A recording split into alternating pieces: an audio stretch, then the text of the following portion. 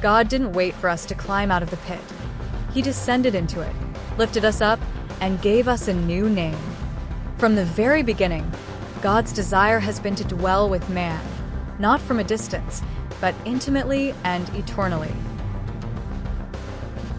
His heart beats with the longing to restore what was lost in Eden, where sin severed communion and left mankind in spiritual exile.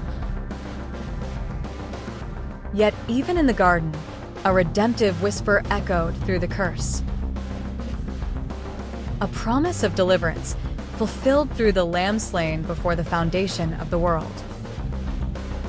Salvation is not a backup plan, it is the master plan. The cross stands as history's turning point and eternity's invitation. It is where divine justice kissed divine mercy and love took the punishment we deserved. Through Christ, God was not reluctantly saving sinners, but joyfully reconciling sons. His heart is not hardened by our failures. It is moved by compassion, reaching into darkness with light, into rebellion with grace. God doesn't want people merely spared from hell. He wants them awakened to life. The miracle of salvation isn't just in being forgiven, but in being reborn. It's more than escape, it's adoption. When a lost soul turns to Christ, heaven doesn't whisper, it erupts in rejoicing. To understand salvation is to see the Father standing at the edge of the road, eyes scanning the horizon, arms open wide, not waiting with judgment, but with joy.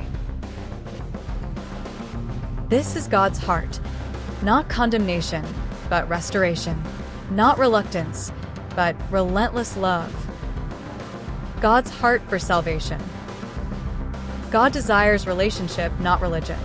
From Genesis to Revelation, his plan has always been to walk with us, not just rule over us. 1 Timothy 2 verse 4 says he wants all people to be saved and to come to the knowledge of the truth. John 3 verse 16 reveals the motive, love. Not obligation, not fear, love. The problem, separation. Sin broke the connection between God and man. No amount of good works can repair it. Ephesians 2 verses 8 to 9. The penalty for sin is death, but God made a way through Jesus. Romans 6 verse 23. The solution, Jesus Christ. Jesus is God's only plan for eternal salvation.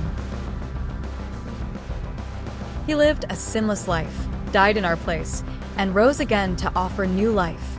2 Corinthians 5 verse 21. John 14 verse 6. I am the way, the truth, and the life. No one comes to the Father except through me. The response God wants, repentance, turning from sin and toward God. Faith, trusting in Jesus alone, not in works, religion, or self. Romans 10 verse 9. Confession, declaring Jesus as Lord and believing in his resurrection. Romans 10 verses 9 to 10. The result, new birth. Salvation isn't just forgiveness, it's transformation. 2 Corinthians 5 verse 17. If anyone is in Christ, he is a new creation. The Holy Spirit empowers us to live in freedom, not fear. Romans 8 verse 2.